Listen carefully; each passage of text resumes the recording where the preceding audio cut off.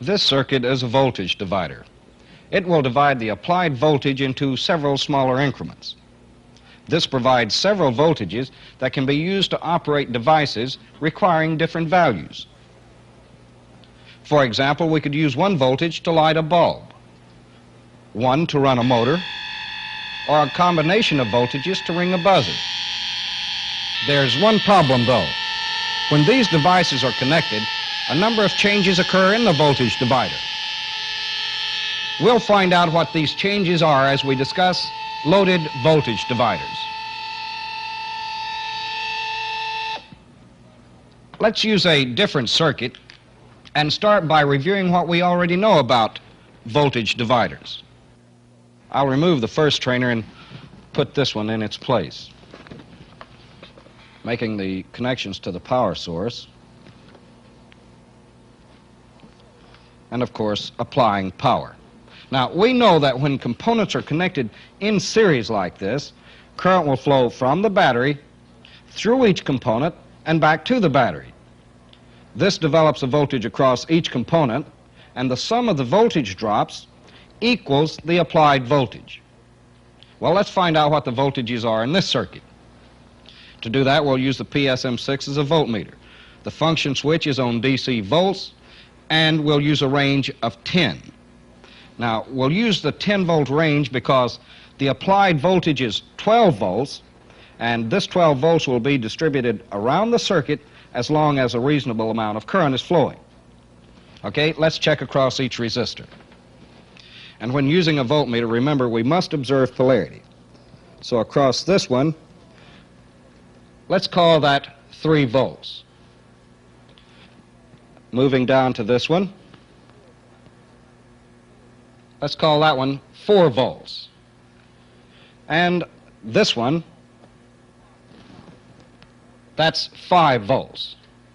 Now, of course, we can also obtain voltage from combinations of resistors. For example, if I measure across these two, we get about 7 volts. And across these two, well, it's a little bit over 9 volts, but we could call it 9 volts. We should also remember that different polarities can be obtained from a voltage divider. For example, if we were to ground the circuit here, all of the voltages in the divider would be negative with respect to this ground. If we move the ground up here, all of the voltages are positive with respect to ground. And if it's grounded anywhere in here, of course, we would obtain both negative and positive voltages. Well, in this lesson, we won't be concerned with polarities, but keep in mind that different polarities are available. Okay, let's use the voltage from the divider to do some work. Let me connect a bulb across this resistor. Now, when I make the connection, I load the circuit.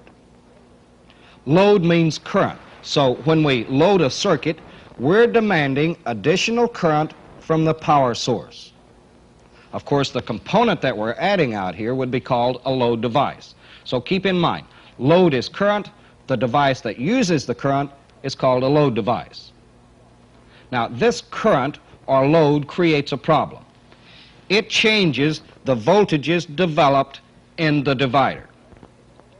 For example, let's use the voltmeter to check the voltage across this resistor. And of course, I must observe polarity. So connecting across this resistor and the load device, we find that it's less than 2 volts. Now remember, we're using the 10-volt range on the voltmeter, and it's less than 2 volts. Now watch the reading as I remove the load device. It increases. It's about 5 volts. When I load the circuit, the voltage across this resistor decreases to something less than 2 volts. Well, let's move up to the other resistors. Let's do the same thing as we're checking the voltage across this one. Okay, with the load device connected, the voltage there is about, well, let's call it 6 volts. Now watch what happens as I remove the load. The voltage decreases to 4 volts. When I add the load device, it increases to 6 volts. So when we load the circuit, the voltage here increases. Let's go up and check this one. Observing polarity as I make the connections. Okay, with the load device connected, the voltage here is it's a little over 4 volts. When I remove the load device, the voltage here decreases. When I load the circuit, the voltage here increases. Okay, loading the circuit changes the voltages in the divider. Let me remove everything and we'll figure out why. Well, first, let's remember the voltage divider is a series circuit.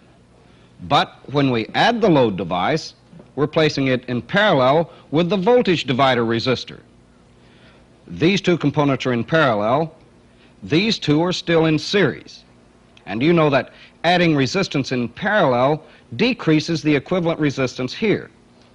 If this resistance decreases, total circuit resistance must decrease. And we can verify this by using the ohm meter. So let's go to the PSM6, set the function switch to ohms, and we'll use a range of ohms times 10.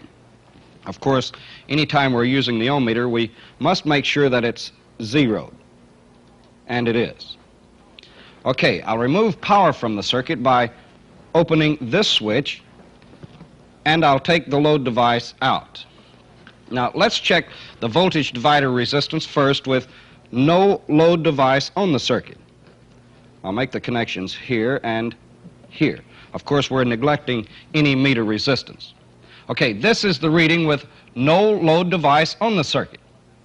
Now, watch what happens when I connect the load device. Total resistance decreases. Now, if total resistance decreases, current in the circuit must increase. Well, let's check this out. Let me remove the ohm meter and the load device and apply power. Okay, this is total current with the circuit unloaded. When I connect the load device, total current increases. Okay, the voltage in the divider changes due to a decrease in total resistance and a corresponding increase in total current. Now, to help clarify what takes place when a voltage divider is loaded, let's use a different trainer. Now, in this case, we're using bulbs instead of resistors, but we should remember that these bulbs do have resistance. Therefore, when the switch is closed, current flows and the applied voltage is divided among the bulbs. Now, let's load the circuit. When I make this final connection, down here, watch for a change in current. Watch for an increase in current. Okay, there it is. You can see that this bulb is brighter. There's more current through it. Well, let's look at it again. There's the circuit unloaded. When I load it, current here increases. And according to Ohm's law, if the current here increases, the voltage drop will increase. Now, this time, let's watch these two as I do it again. There's the circuit unloaded. When I load the circuit, these become dimmer. There's less current through them. Try it one more time. Unloaded circuit, when I load it, there's less current through these. With less current, the voltage here decreases. Now, of course, if we load the circuit more, the voltages in the divider will change more. The important thing is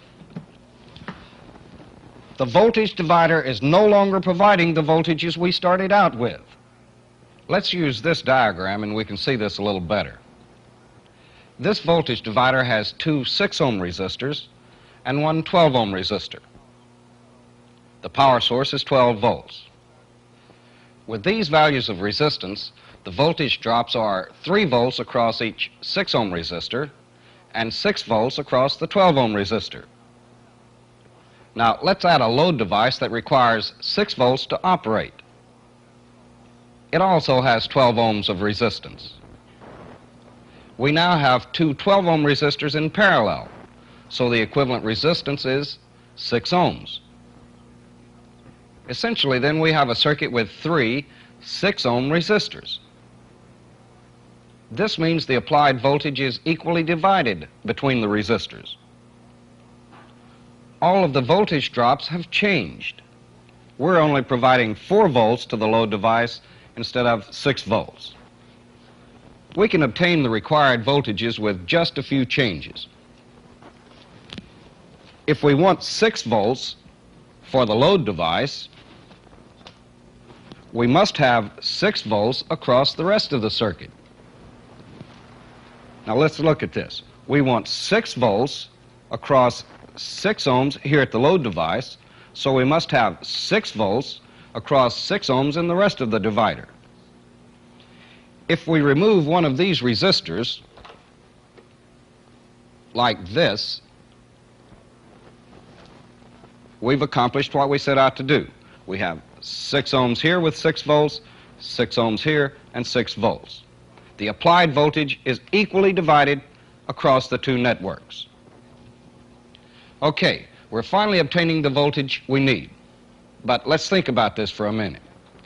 We only get the correct voltage with one particular load. If the load changes, the voltage in the divider will change.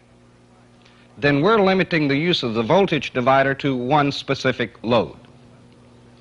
Well, let's go a step further. Let's see if we can maintain a constant voltage under varying load conditions. Okay, this is the circuit. The key component is the control circuit. Its purpose is to maintain a constant voltage across the rest of the voltage divider, even with a changing load. We'll use bulbs to load the circuit, so I'll connect one here. Apply power to the circuit, and let's use the voltmeter to monitor the voltage to the load device. We'll have to change the function switch back to DC volts. We're still on the 10-volt range. Connecting the meter across the load device, we see that the voltage is about 6 volts. Now suppose that we need another light out here. In other words, more load on the circuit. Watch the voltage as we load the circuit more.